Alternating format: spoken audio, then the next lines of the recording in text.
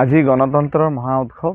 এই মহা উৎসৱ উপলক্ষে মই সকলো জনগণক শুভেচ্ছা আৰু অভিনন্দন জ্ঞাপন কৰিছোঁ।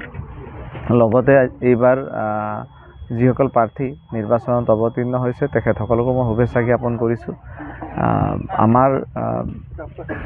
আমি 5 বছৰত এবাৰ জনসাধাৰণে সুযোগ পায় তেওঁলোকৰ মনৰ চৰকাৰখন বা মনৰ প্ৰাৰ্থীগৰাকীক নিৰ্বাচন কৰাৰ কাৰণে। গতিকে এই সুযোগটো কোনো কাৰণতে কোনো জনসাধাৰণে এৰিব নালাগে। সকলোৱে দলে বলে ওলাই আহি ভোটদান প্ৰক্ৰিয়াত অংশগ্ৰহণ কৰিব লাগে, নিজৰ গণতান্ত্ৰিক অধিকাৰ সাব্যস্ত কৰিব লাগে আৰু আন 10জনকো প্ৰেৰণা যোগাব লাগে যাতে ভোট কেন্দ্ৰত আহি সকলোৱে ভোট দিয়ে।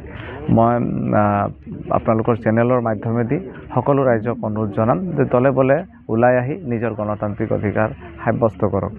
আৰু লগতে মই আৰু এটা কথা বিশ্বাস কৰোঁ যে আমাৰ চৰকাৰখনে দেশৰ যশস্বী প্ৰধানমন্ত্ৰী নৰেন্দ্ৰ মোদী ডাঙৰীয়া আৰু আমাৰ মুখ্যমন্ত্ৰী জনপ্ৰিয় মুখ্যমন্ত্ৰী ডক্টৰ হিমন্ত বিশ্ব শৰ্মা ডাঙৰীয়াৰ নেতৃত্বত আমাৰ চৰকাৰখনে যেনেদৰে অসমৰ সৰ্বাংগীন উন্নয়নৰ কাৰণে কাম কৰিছে, মই ভাবোঁ যে এইবাৰ সকলো ৰাইজে দলে বলে ওলাই আহি ভাৰতীয় জনতা পাৰ্টি আৰু NDAৰ সপক্ষে ভোটদান কৰিব।